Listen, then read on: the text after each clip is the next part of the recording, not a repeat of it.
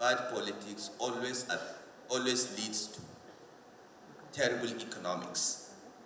Thirdly, we need to have more competent people in politics and public service, and this has to be a deliberate exercise. Every country that has made progress has that. If you go to the UK, Oxbridge, LSE graduates form the bulk of their politics and civil service. The same thing in the US, the same thing in Singapore. Every country that has done well puts its best and brightest in politics and public service. Not the case with Nigeria. We all want to go to the banks, telcos, oil and gas companies, and we think that things will work. They will not. Our political parties are called no difference between them, people cross between parties. It is not because the political parties do not have ideologies. If you look at the manifesto of the APC of 2015 and look at the last PDP manifesto of 2007, you'll see very clear differences. But it is the people in the parties that exemplify whether they believe in the ideology or not. There are many members of our political parties that have never even read their manifestos. PDP has not produced a manifesto, as far as I know, since 2007. So, what is my point? My point is we must come together and decide to build our nation. No one will do it for us. Second, our best and brightest must be interested in politics. Otherwise, things will continue to be suboptimal. Thirdly, we must have some level of consensus as political and economic elite about what are the basic minima that we agree as Nigerians, and work on it. Work on this minima continuously. It is a long exercise, and we all know the solutions. I don't think we need to engage in analysis paralysis. We all know what we need to do to make Nigeria better, and we should just get on with it. And we should get on with it with all commitment, with the best of intentions, and put aside all these differences and ensure that all marginalized groups, from young people to women, are being given opportunity to be part of the political and economic process.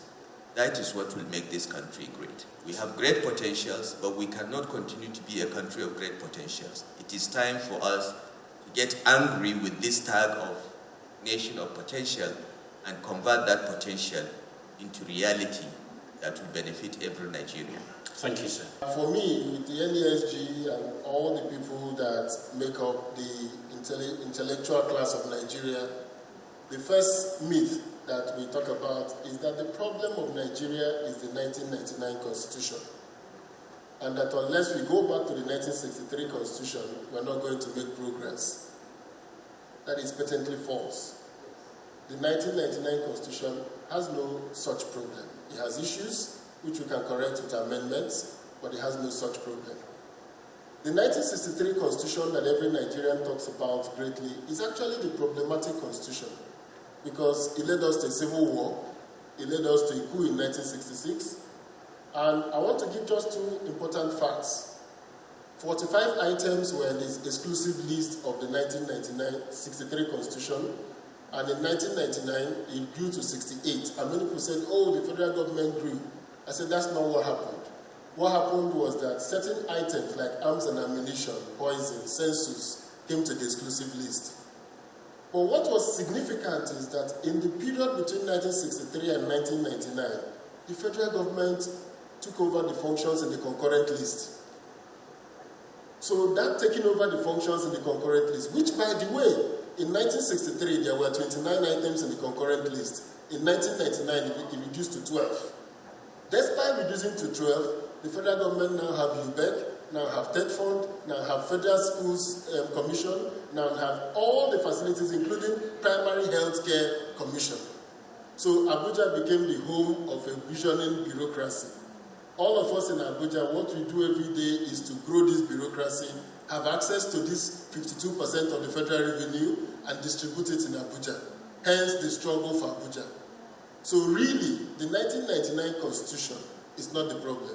Anybody who keeps telling me that until we go back to 1963, I consider the person a scam artist and somebody who doesn't want to deal with the fierce urgency of now.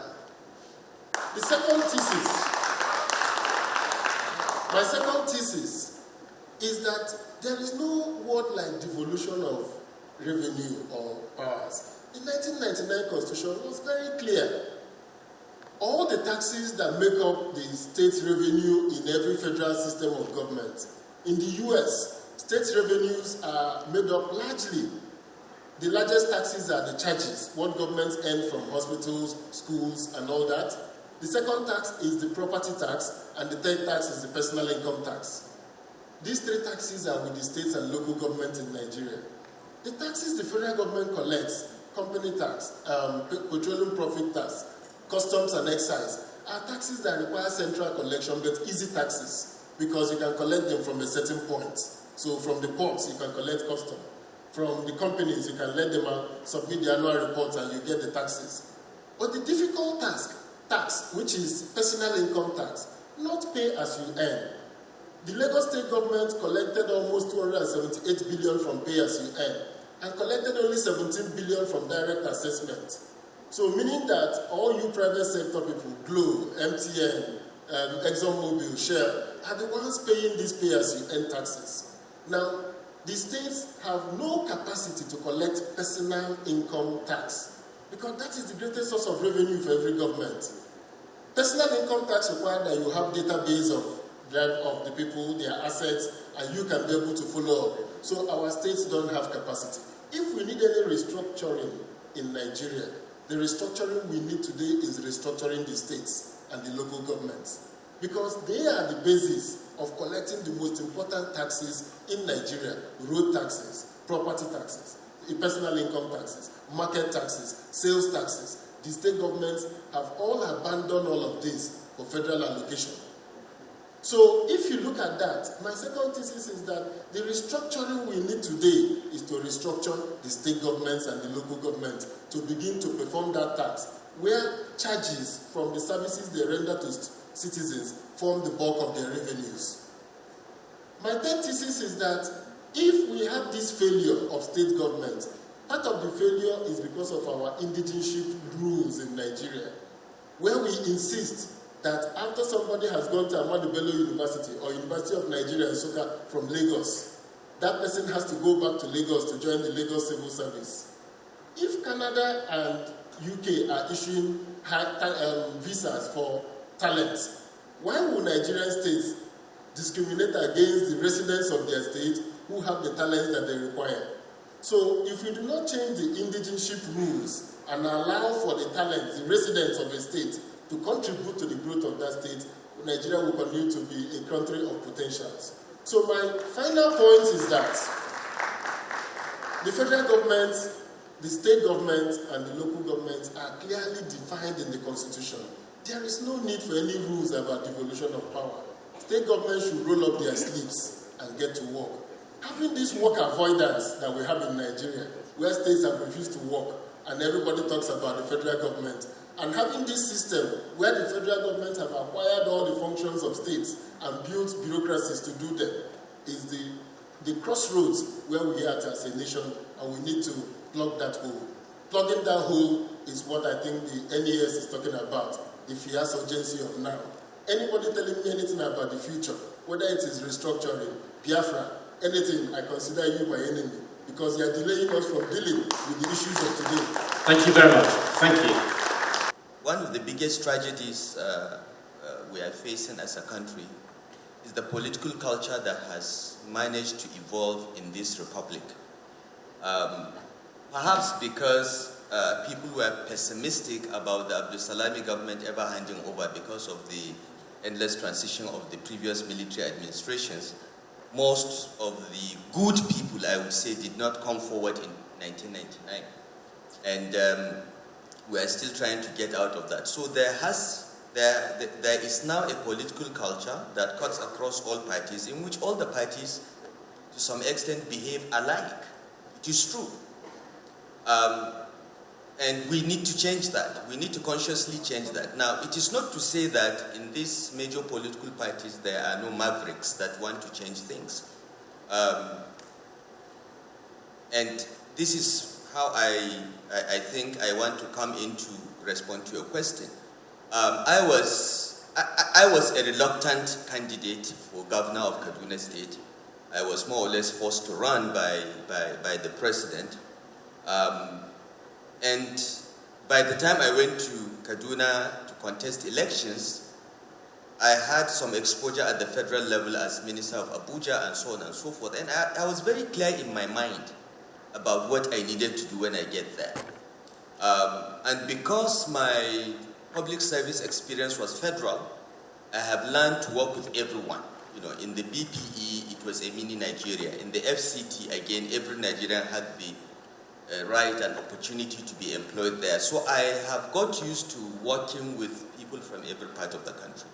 So when I came to Kaduna, my attitude was, look, I'm going to get the best people to work with me from whatever part of the country. And that was counterintuitive at the time in Kaduna, because this indigenous settler thing is so deeply ingrained in the psyche of Kaduna State politicians and citizens that it was impossible for you to bring someone from another state to work in Kaduna State. It was that bad. This is why I feel very worried about how regionalism has translated into statism and ethnicism and religionism, if there is any such word, which is tearing this country apart today. But when we came to Kaduna, we were very clear about what we wanted to do. We were very clear that, you know, the main thing we needed to do was to fix public education, fix primary health care, and to rebuild infrastructure and so on and so forth. And we published a manifesto and we promised what we were going to do and we were determined to do it. But I think what I did differently was I looked for talented people everywhere and brought them to Kaduna. And I had a lot of flack. I mean, people said, you know, how can you go and get people from banks to come and work in the public service? You didn't reward the politicians that got you elected and so on and so forth. So it was tough. I also got people from every part of Nigeria. I mean, when we sit in an executive council, we have people representing something like 20 states of Nigeria in our executive council. And we were looking to get things done. We were not interested. I was not interested in re-election. I knew that President Buhari would be re-elected, so if I lost election, you know, I would get a nice job here in Abuja. So I didn't quite care about the election. I was a reluctant governor in the first place. So we went out determined to do what we felt was right for the people of Kaduna State. And we knew that there would be a lot of pushback. We are changing a culture of distributing money to a culture of delivering services. And we moved from a culture of rewarding politicians to a culture of getting sound people from any part of Nigeria to get things done. And when we looked at education, you know, Kaduna State had about 1.2 million children in primary schools. We have over 4,000 primary schools. When we looked at primary education, we realized that the basic problem was that nearly 2/3 of the teachers in Kaduna State were not qualified to teach. They required to be taught. So, you know, people typically finish primary school in Kaduna State and they can't write their names. And they have the primary school living certificate. So we said we had to fix that. And to fix that, we had to do something about teachers. So we gave an exam and 2/3 failed, primary 4 exam. And 22,000 of them had to be sacked. The NUT, the NLC came to Kaduna, they protested, we sacked them anyway. So we were told that we were going to lose elections, but we didn't. Why? Because first, we did it very early. Okay, we sacked the teachers in 2017. Second, we communicated very strongly. I went on TV, on radio, I went on, I had town hall meetings to explain that I was a product of LEA Primary School, Kawo, and then Barewa College and Ahmad Bello University, all public schools, and I got the best education. And what I want for every child in Kaduna State is the same quality of education I got. That's why we're doing what we're doing. So we won the election because people understood. And within 2 years, they began to see a difference. Their children come back home with homework, which they didn't used to see. Their children began to speak words in English, which they didn't see. So people saw clearly the difference between having good teachers and bad teachers within 2 years. That helped us win the election. By the time we went for the second term of election, we had improved primary education. The results were clear. Kaduna State was ranked number 1 among the northern states in WAEC. We were number 12 in Nigeria, but number 1 in the north. We had overtaken the likes of Kwara and Kogi that were better than Kaduna State at the time. We had overtaken Kano and so on and so forth. We had made a lot of progress in fixing primary health care. We had primary health centers in every ward with equipment from General Electric and so on and so forth. So it was clear. Our infant mortality numbers, our maternal mortality numbers were going down. And we publicized it. We said this is what we are doing. We are not distributing money. The elites don't like us. They will abuse us. But this is what we are doing with your money. And we won. Okay? Now, the lesson for me, and for politicians is, look, if you set out to do the right thing and you get quality people to deliver on these services and the results are clear, people know they will vote for you. Okay? In many parts of Nigeria, reasonably free and fair elections have been taking place since 2015, Yega's reforms. And you will be re-elected. You don't have to pander to interests. You can do the right thing and get re-elected. And I think what we did in Kaduna proved that. And many of my colleagues, 2 of my colleagues, for instance, I won't mention which governors, told me that, I like what you're doing with teachers. I won't do it until I get my second term. Guess what? They lost their re-election. So they didn't even have a chance to do what they wanted to do. And they were scared of sacking teachers because they thought it would cost them their re-election. But they still lost their second term of office. I think that the people in this room are the ideal members of political parties. The people in this room are financially independent. They have no particular desire to make money from government, and they want to see a better country. I think people like that should be in political parties. And because of your experience and exposure, when you sit at the table in any political party meeting, you probably find that you are one of the brightest guys in the room. So they will listen to you. And in political parties, there is a lot of talk, but most people don't want to do the heavy lifting, the work. If you're ready to do the work, you will shine. Okay? So this is why whenever I have an audience like this and young people, I tell them, go into political parties, go and be members, particularly if you're financially independent and you have very clear views about what you want this country to be. And then you can make a difference. I felt that I could do what I did because I became reasonably comfortable very early in life.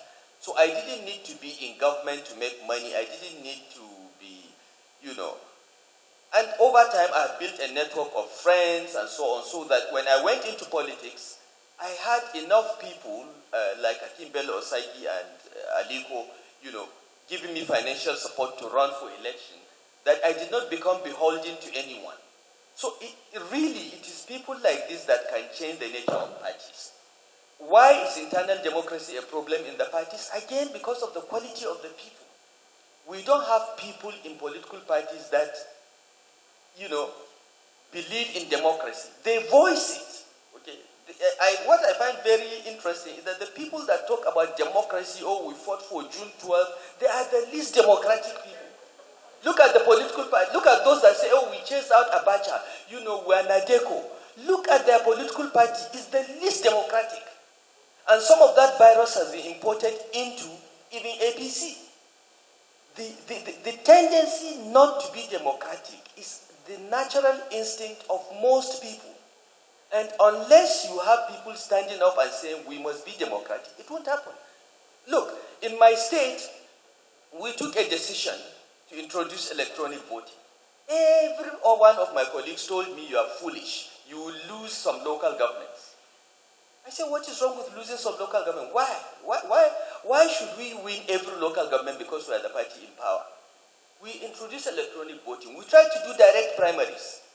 But our own members, my own colleagues that we sat down and planned to do this together, sabotaged it. There is a natural instinct not for things not to work, because most politicians don't trust the people. They don't trust that the people will make the right choices. They think the ordinary people are stupid, so they will decide for them. Now, unless we have people like you, Frank, Osita, everyone here, coming into political parties and insisting that the right thing should be done, and we live with the outcome, even if it doesn't favor us. That is how we can build institutions. That is how we build political parties. That's how we build our country. Nothing will change. Thank you, sir. Thank you very much. Osita, can you take a shot at it before we then go to... Well, it's almost like when you have a word, People's Democratic Party, and then you say the party does not have internal democracy. It's a contradiction in terms, but it's the reality. And just a bit of history to substantiate what Governor Nasiru said. In 2006, it was Governor Nasiru that took me to see President Obasanjo. And our conversation was how to turn PDP into a democratic party. And again, a contradiction in terms. But it was an issue in 2006. And we spent a lot of time, energy, money, effort, brought consultants, and did a lot of work about how to turn PDP, McKinsey's quality staff, to turn PDP from an electoral vehicle to a winning governing coalition with democratic institutions. The only news I can give you is that that document is still very well freshly printed and sitting in my house. I hope Governor El-Rufai didn't take it to APC. Well, even when he took it to APC, I'm sure it is sitting somewhere in his government house in Kaduna, because neither the PDP nor the APC have done those things in that document. And we spent a lot of time on it. And the sad part, and which is where the problem is that the incentive for that change does not quite exist. The incentive does not exist because how do you mean? The payoff for political power is so high that the quest for it, nobody wants to lose out of it. The payoffs are so high. So it's like playing for the British Premier League. Once you get into the level of playing like Messi, the payoffs are very high. So you see that people can sacrifice all their youth trying to play football. Politicians react to that incentive. The payoff is so high that if we do not work together to introduce transparent systems, reduce corruption, force politicians not to have access to the till, we will not have internal democracy, because it is about incentives. What are you putting in and what are you getting out of it? If you can't get something out of it, then that desperation will reduce. So I think that what is at issue here is not whether the parties should have internal democracy. It is how do we create that incentive for democratic principles to come back into the political parties. Thank you very much. I'm going to turn to you. What sanctions? Yes. There are no consequences for bad behavior. There are no sanctions. People just do what they want. Once you get power, you are forgiven. This is the problem. And unless and until we do that, and again, it goes back to quality of people. If you are of a certain education, experience, exposure, and of a certain pedigree, there are some things that you will not do. Okay? But we have politics populated by people with no pedigree at all, so anything goes. And this is why I keep appealing to the rich, the comfortable, the accomplished people in Nigeria. Please come into political parties. Please come and join us. Let us have a critical mass of decent people in politics. Then everything else will follow. But if we allow our political system to be populated by, people with nothing to lose, cowboys, okay, this country will never achieve its potentials. Thank you, sir.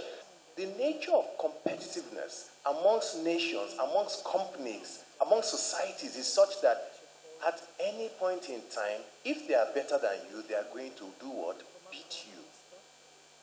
And if you want to win, you have to make sure that you field your best 11 or 5 if you are playing basketball. In the case of a country, okay, your National Assembly, your judiciary, and as well as your private sector.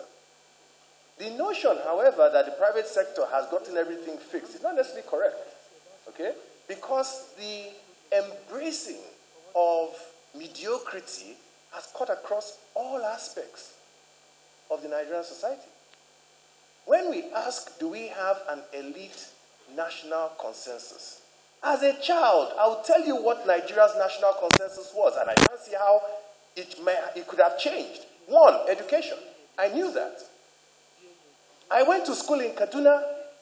The Kaduna that Governor El-Rufai describes today is not the Kaduna I went to school in, where you go to a primary school, a secondary school, and you can't write. Of course not. We were debating with these people. So it's sad when we allow ourselves come so low. The next item of national consensus was that we would have a strong military, because we couldn't take, as Nigerians, that any other nation could bully us around. That is the country I knew. The next thing was that culture and tradition was important to us. We revered our traditional rulers. We revered those in schools who wrote books and so on. And that's why we have Chinua Achebe's and Wole Soyinka's writing books here in Nigeria. To write books that are bestsellers, they do it outside now. Why? We believed in industrialization. I was having a coffee, what is it called, fireside chat. When I was in Lagos, so it's AC chat for me. Barry Ogunlesi was in New York, so fireside chat for him. And he was talking about his career. Barry Ogunlesi is the poster boy for investment banking across the world. At any standard, he had done it, been there, done it, and so on. And he said his career in investment banking started when Nigeria wanted to build LNG, and his friend, who had gone to Oxford with him, who was an Edo State special advisor to a northern petroleum minister, gave a call to him and said, we are doing this, right? Who do you recommend? He recommended CF. And look at that is the type of story we should have in Nigeria today. That is how nations are built. So if we're talking about the fierce urgency of now, let me prescribe something to us. I've told you that we will not fix political parties in the next 10 years. We won't fix them in 20 years. We will eventually fix them. There are many things we won't fix, but one thing we can fix urgently is this issue of competence and merit across every sphere of our national existence. That is the one thing we must do, and that is what I am pushing for. If you are going to appoint a permanent secretary from our states, 36 states, every state in this country has brilliant people to put forth as a permanent secretary. Why will we allow one state or any state bring forth mediocre people? Those are the things we must begin to fight. That's what we can hold people accountable to today. So, indexes, measurements, and don't lack courage. the NESG was founded by people of courage. We had a military dictatorship. We knew our country was about to go kaput if we didn't do anything about it. Certain people, men and women, stood forth and said, we've got to do something. We won't let it, yeah. And this is the time when people in this room, people watching this program, should come together and say, no more. No more. Okay, fine, right? We don't know how you got your party structure. Fine, no problem. What are you doing for Nigerians? What is your deliverable? When last did we build this or that? What is the quality of education in your state? And so on. These are the questions to ask, and then we hold people accountable. I think that, to my mind, 2023 is such a pivotal point for our nation. If we get it wrong, I'm not too sure we're going to have a second opportunity to fix. Thank you, sir. Governor El-Rufai. It's very simple. We have major insecurity challenges across the country. I think that should be our number one priority to solve within the next couple of months. Secondly, we need to have better quality people in politics. Thank you, Please sir. do not despair. Please come and join so that we have that critical mass to begin to change the political culture of the country. Thank you, That's sir. the Thank only you. way things will get better. Thank you very much. You can't love Nigeria without loving Nigerians. So those who are in charge of Nigeria should work towards creating the Nigerian, a paradigm for the Nigerian, so that we stop questioning our nationhood at every turn. Thank you very much. Thank you. Thank you.